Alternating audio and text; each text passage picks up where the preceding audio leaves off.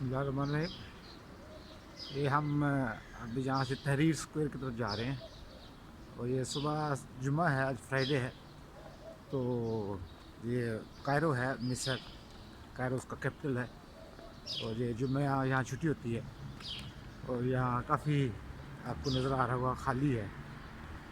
और यहाँ रात को बड़ी चहल पहल होती है, लेकिन अब लोग सोए होंगे, जुम्मा तमाम ऑफिस वगैरह बंद हैं। तो हम यहाँ से अब तहरीर स्क्वायर की तरफ जाएंगे और तहरीर स्क्वायर से हम जाएंगे गिज़ा, एक स्टॉप है, एक मेट्रो स्टॉप, वहाँ से हम पिरामिड्स जाएंगे। और जो पिरामिड्स ऑफ गिज़ा है वो यहाँ से कोई 40 किलोमीटर दूर है। उसके लिए हमें एक बस भी लेनी पड़ती है, एक मेट्रो लेनी पड़ती है। तो जो मौसम बहुत अच्छा है, आज मार्च है, 4 मार्च है और टेम्परेचर हमारा 26 डिग्री सेंटीग्रेड है। तो अच्छा देखिए, यहाँ लोगों को मिस्र में इंग्लिश लैंग्वेज का एक बैरियर होता है और लोग ज़्यादा इंग्लिश बोल नहीं सकते, तो इसलिए फॉरेनर को बाज़ का मसला भी होता है। और कुछ जो लोकल लोग हैं वो फॉरेनर्स को चीट करने की कोशिश करते हैं, ज़्यादा पैसे डिमांड करेंगे और ज़्यादा चार्जेस लगाते हैं चीज़ों के ऊपर। बाकी हम आपको इसके बारे में बताते रहेंगे। आगे हम चलते हैं, थोड़ा सा फिर देखते हैं।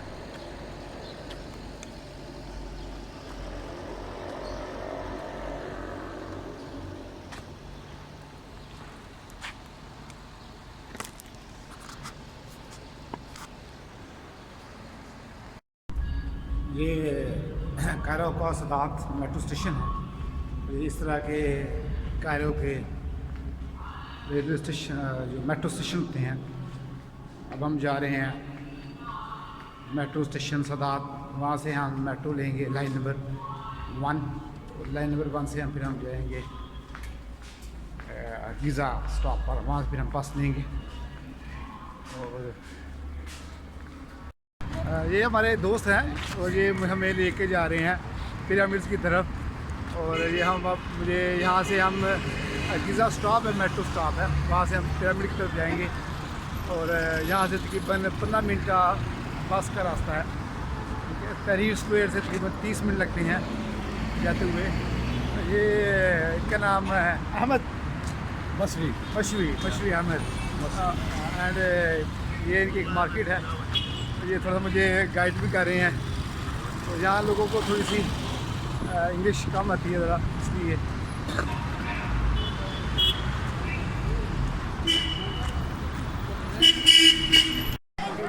आप देख सकते हैं कि हम पिरामिड ऑफ गिज़ा के जो पिरामिड ऑफ के हम एंट्री पे हैं। तो देखिए कितना रश है यहाँ। मुझे भी पाकिस्तान वाला ही है, यहाँ कोई लोग नया नहीं बनाते, ऐसे रश पड़ा हुआ है और काफ़ी महंगा है। इसकी एंट्री फीस काफ़ी 400 इजिप्शियन पाउंड है। ये आप देख सकते हैं, ये इसके बैक साइड पर पिरामिड्स भी हैं, ऐसे रश पड़ा हुआ है। और ये इसलिए यहाँ ऐसे ही है। ये देखिए बाकी लोग आर्टिस्ट भी हैं, तरीके के साथ लोग हैं। अभी हम अंदर जाएंगे पिरामिड्स ऑफ गिज़ा के, तो अब देखेंगे कि वहाँ कैसे सिस्टम है।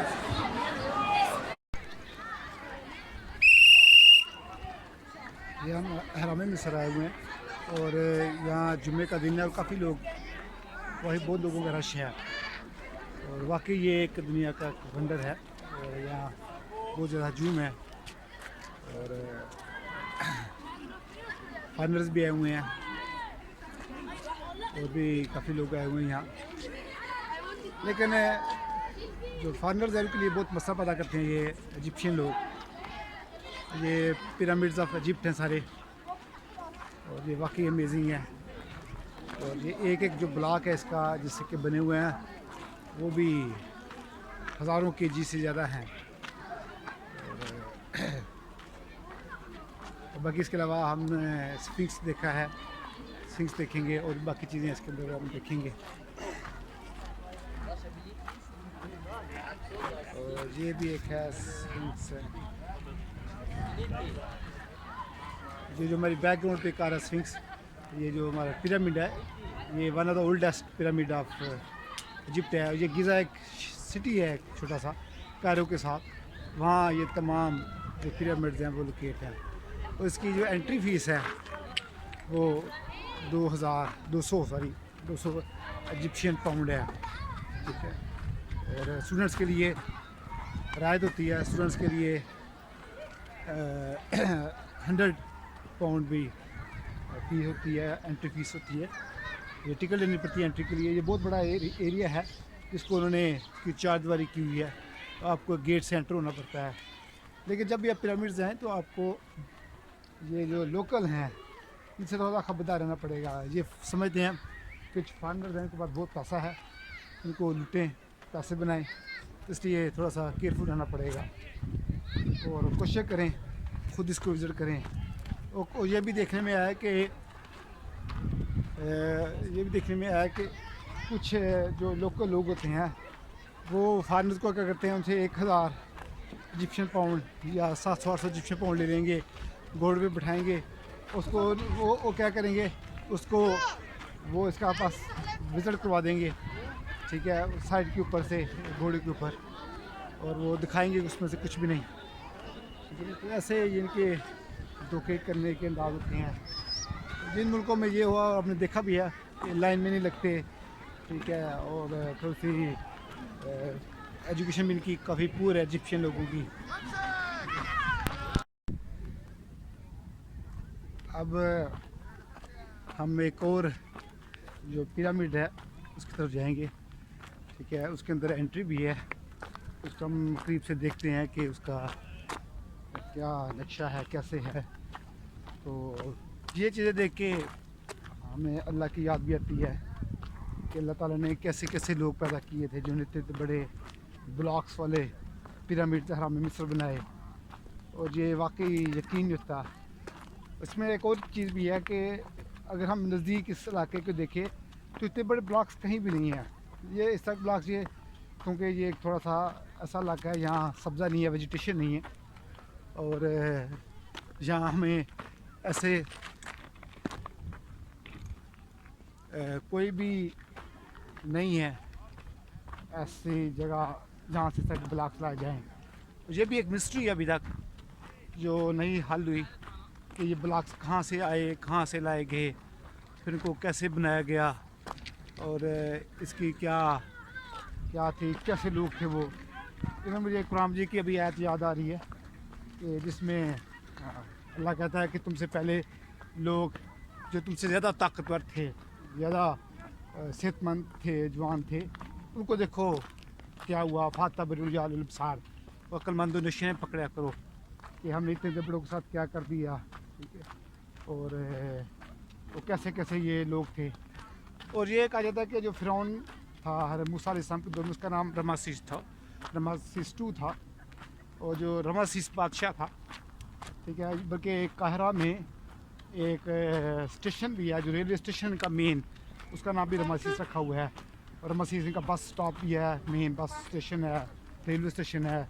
वहाँ से अगर आपने कहीं जाना है तो आपको रमासिस से बस लेनी पड़ती है या ट्रेन लेनी पड़ती है, तो काफ़ी है। लेकिन कुछ प्रॉब्लम भी है काहिरा को, मिस्र को विज़िट करने में। रश बहुत ज़्यादा होता है, लोग लाइन में लगते, ट्रैफिक स्नॉल अप्स हैं और लोग ट्रैफिक की वायलेशन करते हैं। और सबसे बड़ी जो बुरी चीज़ है कि वो कोशिश करते हैं कि फार्मर्स को उससे पैसे बनाएं, ठीक है।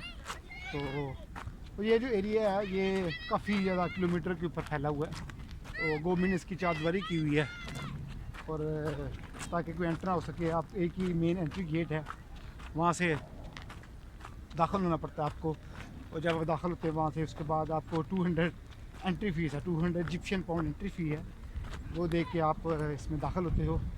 उसके बाद अगर कोई आपने, ये पूरे एरिया की फ़ीस होती है, टिकट फ़ीस है इसकी। अगर आपने कोई स्पेशल जगह देखनी है उसके लिए ज़्यादा टिकट होती है। तो ये डिपेंड करता है आपके ऊपर, आप क्या करना चाह रहे हो क्या नहीं, क्या ये वेरी करता रहता है, ठीक है। और बाकी भी हम चीज़ें देखेंगे अगले टूर में। हम ना इसके अलावा अलेक्जेंड्रिया है या बाकी और चीज़ें हैं उनको भी विज़िट करेंगे। हालांकि थोड़ा इन्होंने सिस्टम इतना अच्छा डेवलप नहीं किया हुआ कि फार्मर्स को आसानी से देख सकें। फार्मर की प्रॉब्लम भी है, कोई इनमें वो नहीं बने हुए, साइंस नहीं बने हुए, ये नहीं बना हुआ कहाँ से किसने किधर जाना है, कोई पता नहीं चलता, और लोगों को भी इतनी समझ नहीं है, लोग आपको से गाइड नहीं करते, मिसगाइड करते हैं। बल्कि जब मैं जिस होटल में ठहरना था तो मुझे नहीं पता चल रहा था, तो मैंने फिर काफ़ी लोगों से पूछा, तो मिसगाइड करते रहे मुझे। तो और नेट का भी इतना सही नहीं है, नेट का भी कुछ अच्छा नहीं है, ठीक है। दो नेट या नेट सिम्स आपको मिलती हैं, एक वोडाफोन की है और एक ऑरेंज है, ठीक है। ये थोड़े से चीप हैं, कोई बाकी एक्सपेंसिव नहीं है, इनका ज़्यादातर नेट लोग यूज़ करते हैं। बाकी हम इसकी अभी एक और जो है, ये जो है जो मेरी बैक साइड पे है, उसके हम जाते हैं, देखते हैं अंदर क्या सूरत हाल है, ठीक है। अभी बाकी चीज़ें हम देखेंगे। बहुत शुक्रिया। So today we are visiting pyramids of Egypt, which are located near Cairo, and it is a small Giza city, an old city of Giza, and these pyramids are located near Giza city. And today is March 4th, and weather is very fine. Temperature is 24 degrees centigrade. So if one has to visit pyramids of Egypt, he has to or she has to visit in the month of February or March, because weather is so fine, so pleasant, that you will enjoy this area. And after month of March, it gets quite hot and humid, and you start perspiring, you start sweating in the other months. So the best month to visit pyramids of Egypt is January and February, and November and October.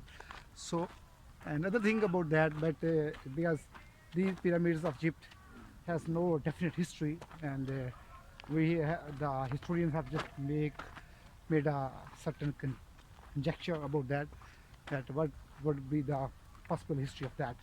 So some people say that it was constructed, these pyramids were constructed in 2500 BC, but that is not definite actually, but not certain. Uh, so it also have a sphinx.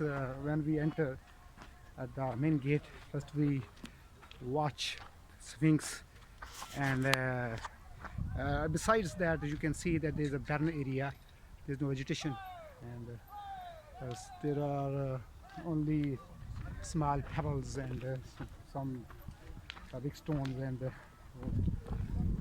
in addition that it is such area which usually receive rains, and the vast stretches of this area is barren, and if you want to see vegetation, then you have to travel on the Nile river bank, and there might be some vegetation. And you can look that there is a city Giza in the back, and there are a lot of houses and roads.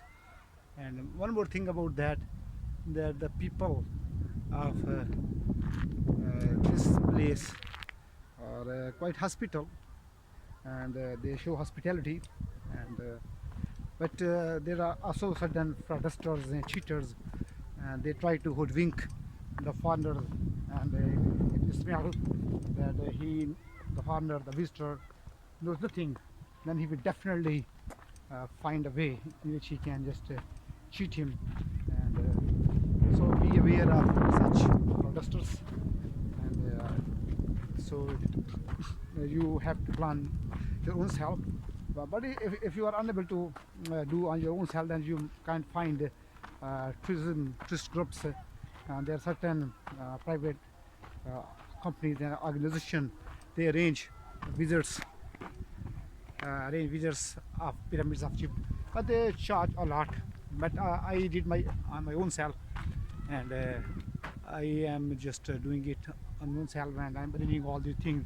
So that's why it has become quite cheap, and so try to stay away from these Egyptians, whom you find that they can be a swindler, and he can swindle and palm off money from you. So be careful about that. So so that's a very good, and we have to, and in the next we will also see certain things, but so that's it. And these are two. There are 9 pyramids in Cairo, Giza, Cairo. And this one, which is backing me, that is a large one. And this one you can see, this is also a large one. There are also certain pyramids which are quite short one, and you can see in the back. But here, if you look at these 2 or 3 small pyramids, they're not bigger one. Even you can climb on that. But this one, which is a bigger one, and this one that is quite bigger one, and you can't climb that. So it's so big one, and it is insurmountable rather. So you can see rush of people rushing, just thronging to the place.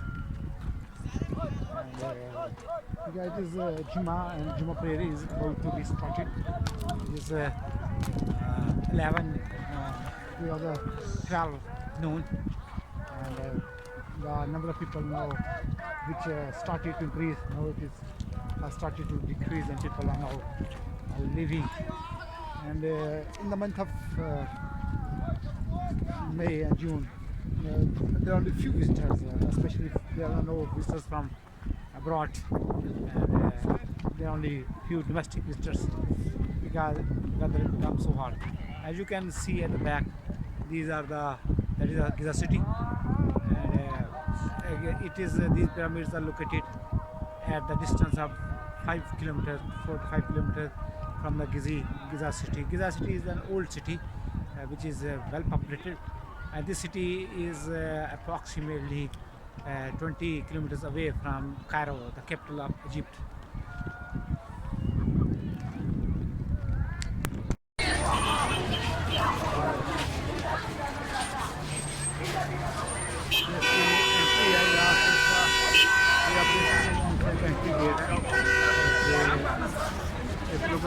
लगा हुआ है, कार्यक्रम की चल चुकी हैं।